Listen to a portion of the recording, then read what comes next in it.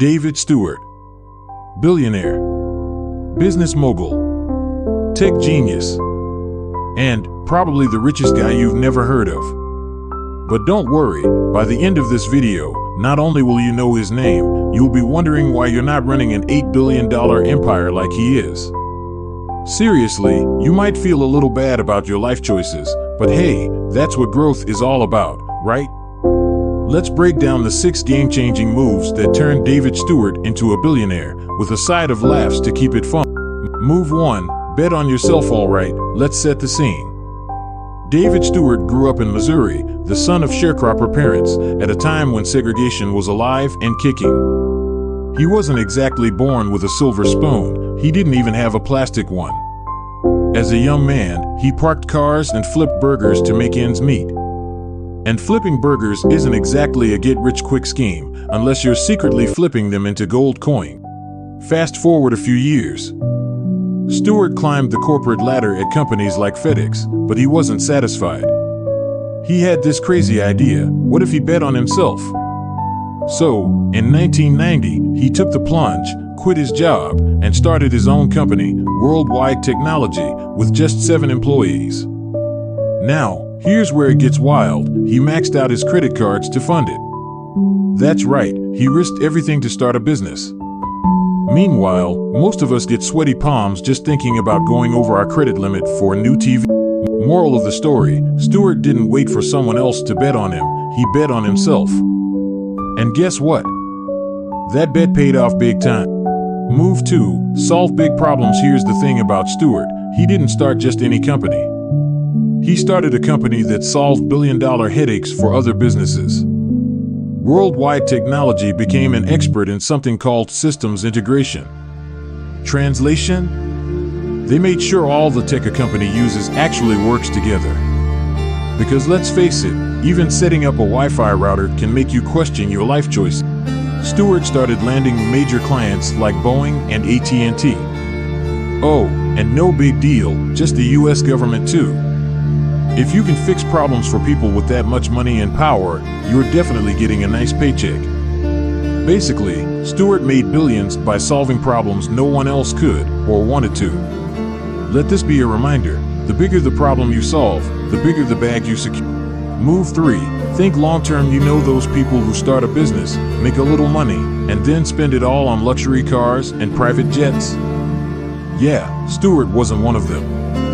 He played the long game. During the dot-com bubble, when everyone else was hyping up their companies and chasing fast money, Stewart stayed focused. He reinvested in his business, built client relationships, and avoided the temptation to go public too soon.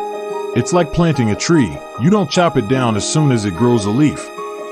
Stewart nurtured WWT until it became a massive oak tree, or in this case, an $8 billion money tree. Today, WWT is one of the largest privately held IT companies in the world. So, if you're out here trying to get rich quick, maybe take a page out of Stewart's book and try get rich smart. Move 4, embrace diversity. Here's where Stewart really stands out. He didn't just build a company, he built a culture. As a black entrepreneur in the tech industry, he knew firsthand what it was like to be underestimated. But instead of letting that hold him back, he made it a point to create opportunities for people from all backgrounds.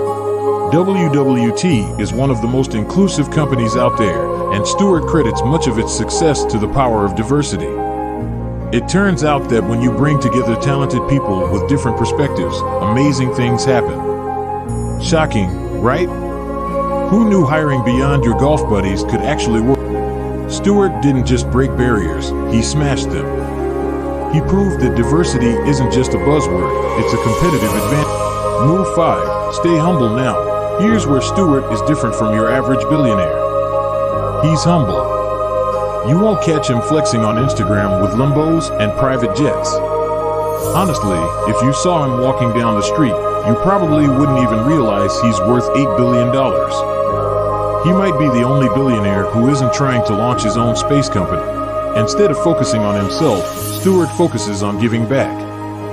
He's funded scholarships, youth programs, and initiatives to help underserved communities break into tech. He understands that real success isn't just about making billions, it's about making a difference. And honestly, isn't it refreshing to see a billionaire who doesn't treat philanthropy like a PR stunt? Move 6. Innovate relentlessly. If there's one thing Stewart knows, it's that you can't afford to get comfortable. The tech industry moves faster than your grandma at a Black Friday sale, and Stewart made sure WWT was always ahead of the curve.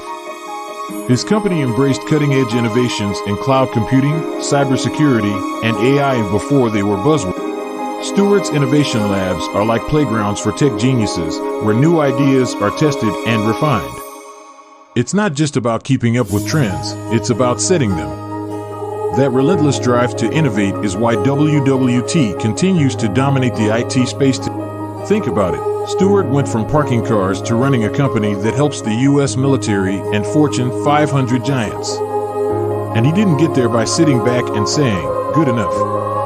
He kept pushing, kept evolving, and kept winning. So, there you have it, the 6 moves that made David Stewart a billionaire. Bet on yourself. Solve big problems.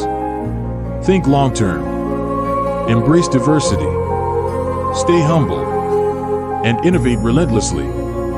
Each move is powerful on its own, but together, that's the recipe for an $8 billion empire. Stewart's story proves that success isn't about where you start, it's about how far you're willing to go. And sure, not all of us are going to become billionaires, but hey, we can at least learn a thing or two from the guy who made it happen.